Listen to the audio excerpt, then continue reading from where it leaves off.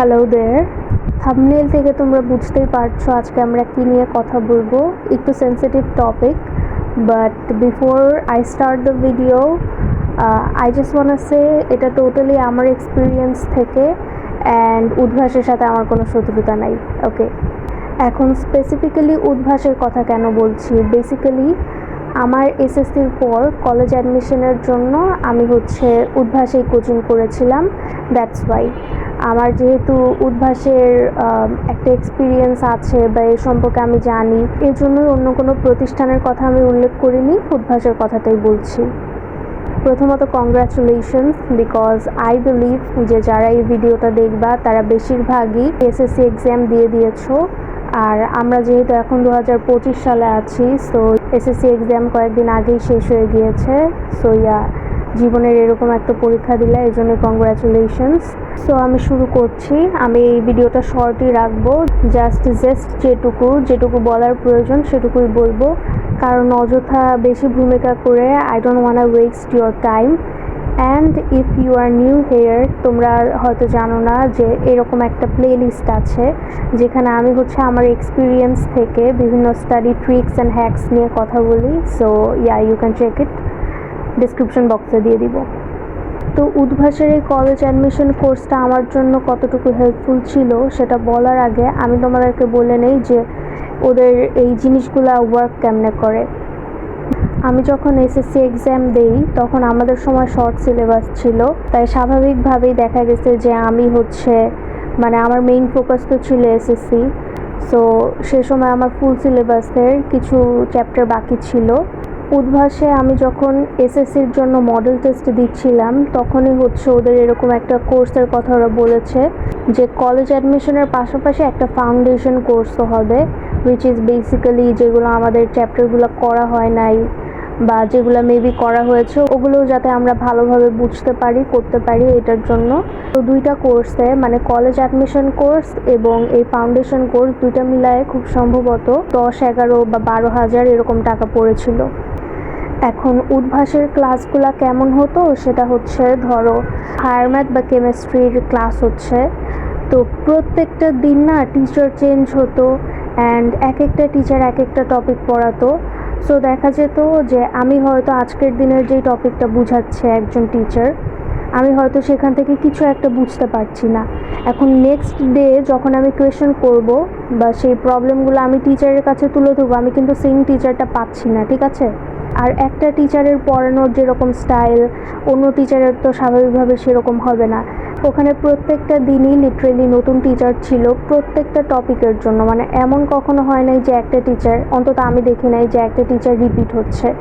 আর basically ওরা এটা যেটা করে সেটা ওদের যেহেতু অনেকগুলো ব্রাঞ্চ আছে ঢাকা এবং ঢাকার বাইরে, সেখানে টিচারগুলোকে ওরা কি বলে রোটেট করে দেয়। একজন আজকে এখানে ক্লাস নেবে, তারপরের দিন উনি হয়তো ঢাকার বাইরে বা ঢাকার অন্য কোনো ব্রাঞ্চে ক্লাস নেবে, এরকম করে দেয়।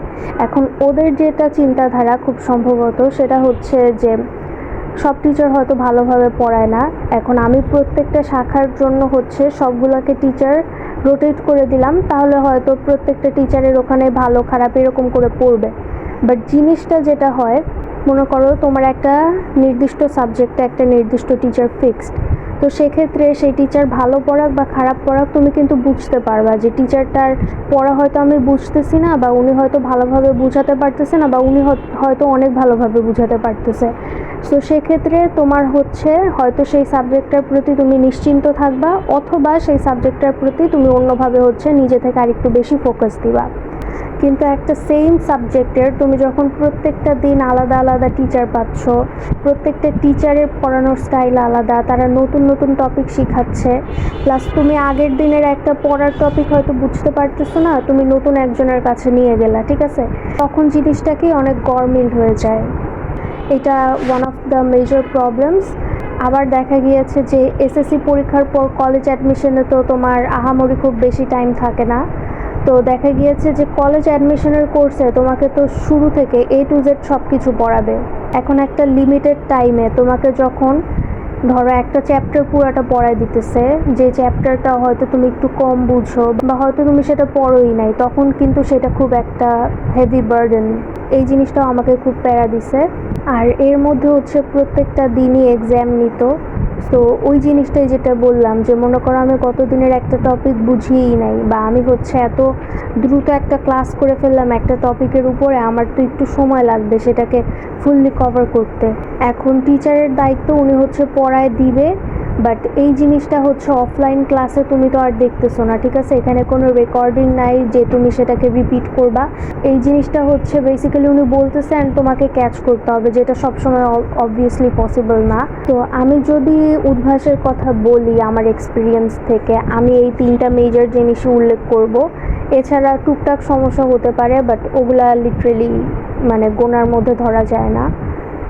আর সত্যি বলতে কি, মনে করো যে আমি যাদের দেখতাম যে যারা ক্লাসে ভালো করতেছে বা এক্সামগুলোতে ভালো করতেছে, ওরা হচ্ছে বেশিরভাগই তোমার যেসব চ্যাপ্টার ভাইয়ারা পড়াইতো ওগুলা হচ্ছে ওরা আগে থেকেই হয়তো পারতো, নয়তো হচ্ছে দেখা যেত যে ওরা অন্য কোথাও ক্লাস করতেছে, মানে ওরা না not just only focused on Udvash, ওরা হচ্ছে দেখা যাচ্ছে ওগুলাকে কভার আপ করে ফেলতেছে।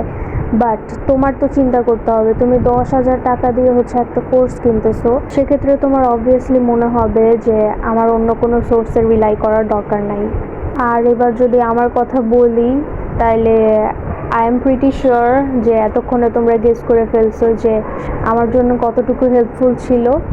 কলেজ অ্যাডমিশন বলতে আমরা বেসিক্যালি পরীক্ষার যদি কথা বলি, তাহলে তো আমরা বেসিক্যালি হলি ক্রস আর নটর ড্যামকেই বুঝাই। তো সেক্ষেত্রে আমি যদি বলি আমাদের সময় কী টাইপের কোয়েশ্চেন আসছিল, শর্ট সিলেবাসে যেই চ্যাপ্টারগুলো ছিল না সেগুলো থেকে কোয়েশ্চেন আসছে, লাইক লিটারেলি একেবারে সিম্পল কোয়েশ্চেন, বাট সেগুলো শর্ট সিলেবাসে ছিল না। দ্যাটস ওয়াই দেখা গিয়েছে যে অনেকেই হয়তো পারে নাই। আবার শর্ট সিলেবাস থেকে আসে নাই এমনও না, বাট শর্ট সিলেবাসের তোমার যেগুলো একটু ট্রিকি কোয়েশ্চেন ওই টাইপ থেকে আসছে।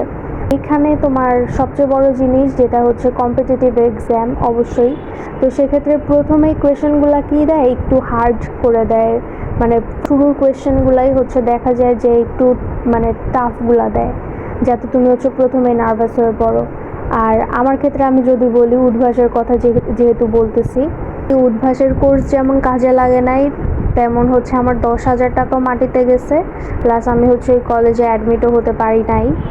এখন কথা হচ্ছে যে তোমরা যারা পরীক্ষা দিয়েছো এসএসসি, তো তোমাদের মনে কোয়েশ্চেন থাকতেই পারে যে ডাজ কলেজ রিয়েলি ম্যাটার, আমি কোন কলেজে পড়তেছি কি পড়তেছি না সেটা কি অ্যাকচুয়ালি ম্যাটার করে কি না। ওয়েল, এটা হ্যাঁ এবং এটা না। এখন এই ভিডিও যেহেতু অনেক বড় হয়ে যাচ্ছে, আমি ইউজুয়ালি এত বড় ভিডিও বানাই না, except it's a story telling video. আমি আরেকটা ভিডিওতে এটা ক্লিয়ার করব। And yeah, let me know if this was helpful and you can stick with me, learn from my experiences, যাতে পরবর্তীতে তোমার সাফার করা না লাগে। Have a good day, by.